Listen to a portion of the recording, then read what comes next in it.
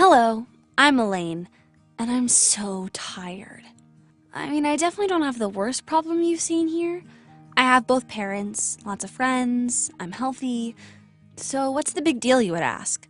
Well, point is that our family has changed 10 towns in 3 years, and I just want to have a rest. I need to say a couple of words about my parents. They are really cool. They're funny and open-minded. They let me do anything, and are more friends than parents for me. As far as I know, before getting married, they lived quite an interesting life, traveling the world as backpackers, living in tents and campers. When my mom got pregnant, they decided to get married and settle in one place, which seemed the right decision. Despite their hippie lives, they come from rich families and have both quite a good education, so it was not hard for them to find a good job. Ironically, I'm a full opposite to my parents. I don't like changes. I don't like to move a lot. I like to have my friends and my family by my side and to do the same things every day. It gives me the feeling of safety. Sometimes my parents laugh and say that I seem like someone else's child rather than theirs. That's true. I even think sometimes that I'm a more serious person than they are. But I still love them a lot and can't imagine better parents. But there's one thing that drives me crazy. 3 years ago, my mom gave birth to my baby brother, and Dad got a new, better-paying job. The difference was that he was supposed to move a lot from town to town and stay there for a period of 3 to 6 months. Mom and Dad were delighted. It's like they were returning back to their youth and living the nomadic life they adore most. Should I say I was terrified? We couldn't just let Dad go and remain. Being separated from your family, even for 3 months, is too long. So we needed to follow him anywhere he went. I remember packing my bags and crying. I was leaving behind all I loved so much. Friends, grandparents, everything. But my mom has always known how to comfort me. Don't cry, Elaine. You'll see a whole country. And if you're lucky, even the whole world. Life will be so interesting, and we will always be together. She convinced me, and we moved. I was in city number 1. I went to a new school, I tried to socialize with new people, I found a couple of youth clubs to join, and all in all, managed to organize my life in a regular way.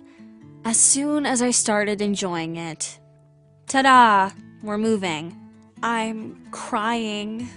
I'm packing my bags. I bid farewell to my new friends, who most probably I'll never see again.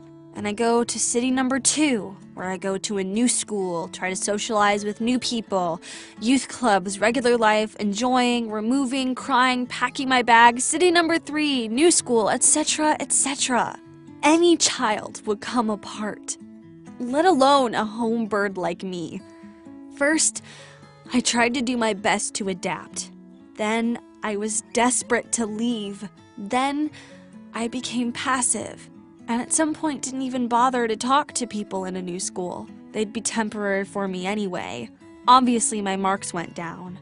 At some point, I was in a kind of depression, just preferring to stay home and not seeing anyone. It's funny that my friend list on social media is overflowing while I have no one to talk to. Another request from my parents to pack the bags made me obey passively, and no tears that time. Mom got worried and asked what was going on. I was keeping it inside for too long. I burst into tears and started shouting that I couldn't take being a nomad anymore, that I wanted to enter the university and my marks were hopelessly down, that I don't have a single close friend to talk to, and that generally I'm scared to get close to people because I know in advance that leaving them would be too painful. Mom looked puzzled.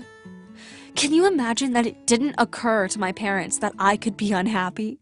Well, I thought it was so freaking obvious. That's how my parents made a hard decision to send me back to my grandparents, to let me improve my marks at school, regain my social life, and all in all, calm down. It was so painful to leave them and go away, but knowing it's the last time makes things easier. Now I'm here in my hometown, absolutely happy, and waiting for my parents to come back.